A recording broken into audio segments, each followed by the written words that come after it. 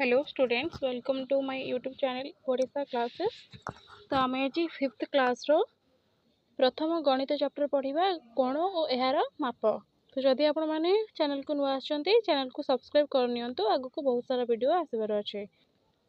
Chapter को जिबा पूर्व हमर किछि की वर्ड्स अछि बा किछि नोट्स अछि, आमे ताको भल से बुझी देबा। देखो फास्ट तमरो सरल रेखा देखो कहा कहबा वक्र रेखा कौन सरल रेखा कौन। देन देखो रेखाखंड देखो क और ख हेउची यार प्रांत बिंदु आद्य बिंदु। ताले रेखाखंडर कौन देइची गोटे आद्य बिंदु अछि आ गोटे प्रांत बिंदु अछि। आद्य बिंदु माने आरंभ बिंदु। देखो एठी हमर तीर चिन्ह नाही रेखाखंड रे, किंतु सरल रेखा देखो दुईटा कौन आद्य बिंदु प्रांत बिंदु हमर कौन अछि सरल तीर चिन्ह रहउची सरल रेखा रे। देखो तापरे रेखाखंड आमे कौन जानली ना यार गोटे आद्य बिंदु अछि आ गोटे प्रांत बिंदु, माने यार जति गोटे जगह आरंभ होईची ता अन्य जगह शेष होईची। तापर देखो रश्मि, देखो एटा रश्मि चित्र करा हेची, दुईटी रश्मि देखो देइची गोटे यार गोटी आद्य बिंदु बा यार को देखो गोटे जगह आरंभ होई परची आ गोटे शेष नाही, आरंभ होची किंतु शेष नाही, से होची रश्मि। तले यार गोटी आद्य बिंदु अछि किंतु प्रांत बिंदु नाही, सरीबा बिंदु यार बा शेष बिंदु नाही। तापर देखो सरल रेखा ए देखो एठी दुई चिन्ह अछि, माने यह कोठी आरंभ होईची किंबा कोठी सरीची हमको एसेटा जण नाही। तो सरल रेखार यार आद्य और प्रांत बिंदु नाही। कोण तापर देखो कोण काहाकू कहिबा ना दुईटी रेखाखंड बा रश्मि को नेकी कोण गठित। देखो दुईटी रश्मि को हम जदि संयोग करूचंदी हमरो से कोण गोटे गठित हबो। ए कोणर ना कोण ना ग क ख कोण। ए कोणर नाम होची क कोण बा ग क ख कोण। ठीक अछि। तो एबे तुमे सरल रेखा केमती हमर चित्र जानि परलो, वक्र रेखा कोन जानिलो, रेखाखंडर जानिलो, रश्मि जानिलो आ सरल रेखा जानिलो। तापर देखो देइची कोणर प्रकार भेद हमें पढ़िबा। कोणर प्रकार भेद कोन ना कोण होची तीन प्रकार रो। कोन कोन ना समकोण, सूक्ष्म कोण, स्थूल कोण। ठीक अछि। समकोण का कहबा ना जेउ कोणर परिमाण 90 डिग्री ताहाकू समकोण कुहा जाय। तापर देइची सूक्ष्म कोण कोण ना जेउ कोणर परिमाण 0 डिग्री रु अधिक और 90 डिग्री रु कम ताहाकू सूक्ष्म कोण कुहा जाय।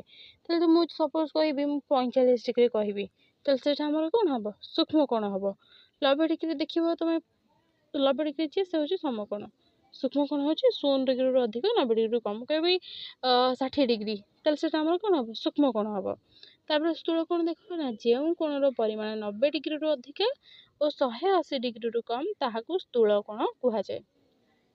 ठीक अछि। तले कोण विषय रे तमे जानिलो आ कोणर प्रकार भेद एबे जानिलो। तो एबे देखो समकोणर चित्र एटा रहउची क ख ग कोण होची हमर समकोण बा 90 डिग्री।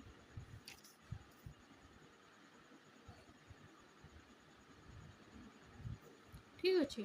तापर देखो एटा होची सूक्ष्म कोणर चित्र 0 डिग्री रु अधिक हमरा एठी 90 डिग्री जदि एटा होची त 90 डिग्री रु कम एटा होची हमर सूक्ष्म कोण।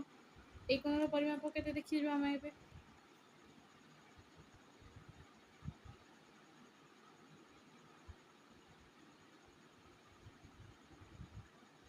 एटा होची 44 डिग्री।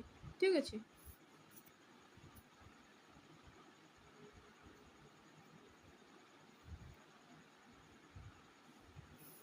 तापर एटा देखो स्थूल कोण को मापि देबा।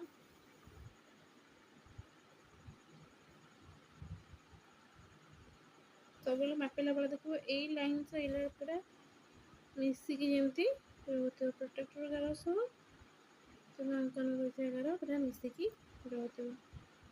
देखले एबे देखो 90 100 110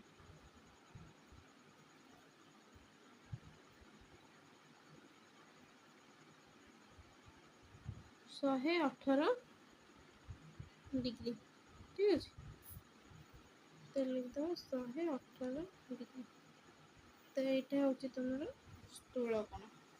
एटा हे गला समकोण, सूक्ष्म कोण आउ